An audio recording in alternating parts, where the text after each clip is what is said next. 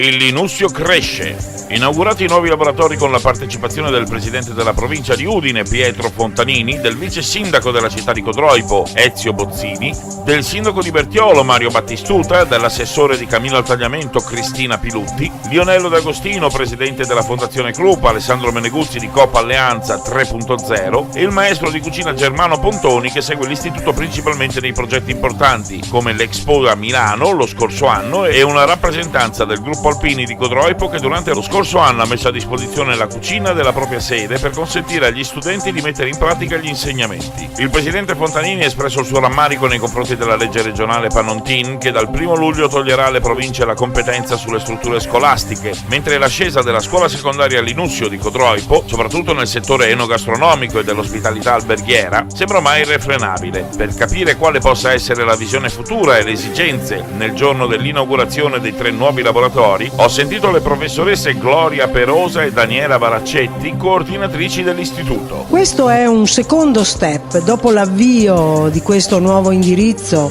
3 anni fa. Questo è il secondo step, cioè l'allestimento di laboratori di cucina, sala bar e sala ristorante funzionali alle attività laboratoriali dei ragazzi, mentre i laboratori di accoglienza turistica vengono svolti in sede, nelle aule computer che abbiamo allestito in sede. Quindi questo secondo step permette veramente ai ragazzi di approfondire la loro preparazione dal punto di vista professionale, perché questo indirizzo di enogastronomia ed ospitalità alberghiera permette da un lato una preparazione di base nelle materie di studio molto approfondita. I ragazzi ad esempio studiano 2 lingue, i ragazzi studiano tutte le materie formative, l'italiano, la matematica, con le materie scientifiche, quindi hanno una formazione generale molto approfondita, ma è molto importante per loro la professionalizzazione, cioè avere una formazione pratica professionale utile al loro inserimento lavorativo, e quindi è importante che anche le strutture che utilizzano siano aggiornate, siano funzionali a quello che devono imparare. Abbiamo avuto una buona risposta dalle famiglie, siamo partiti con una sola classe, oggi ne abbiamo 5. Le iscrizioni sono molto promettenti, abbiamo un'identità già sul territorio che abbiamo esportato addirittura fino a Milano, abbiamo dei ragazzi che credono come noi in questo percorso e abbiamo tutto quello che ci serve per continuare. Ci manca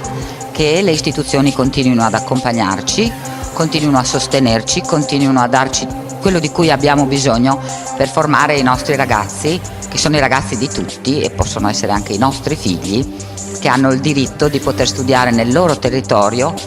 fare un percorso formativo di livello, crescere culturalmente e umanamente in una scuola a dimensione di ragazzo, è quello che il Linussio di Codroipo è. Il passaggio fondamentale per noi adesso sono le cucine in sede. Abbiamo individuato i locali, abbiamo presentato tutto quello che doveva essere presentato all'attenzione degli uffici competenti della provincia. Come abbiamo sentito dal Presidente, i primi step sono stati avviati. Se adesso, come ci è stato anticipato, ci saranno i passaggi di consegne con l'amministrazione, noi crediamo che l'amministrazione non mancherà di profondere tutte le proprie energie a sostegno di questa iniziativa, che è un'iniziativa non così volontaria ma necessaria, perché la nostra scuola ha il diritto di avere le attrezzature, le strutture che servono alla formazione di questi ragazzi e all'acquisizione delle loro competenze tecnico-professionali. Quindi noi aspettiamo adesso le nostre nuove cucine per la seconda inaugurazione di vero livello. Per il Ponte News, Marco Mascioli.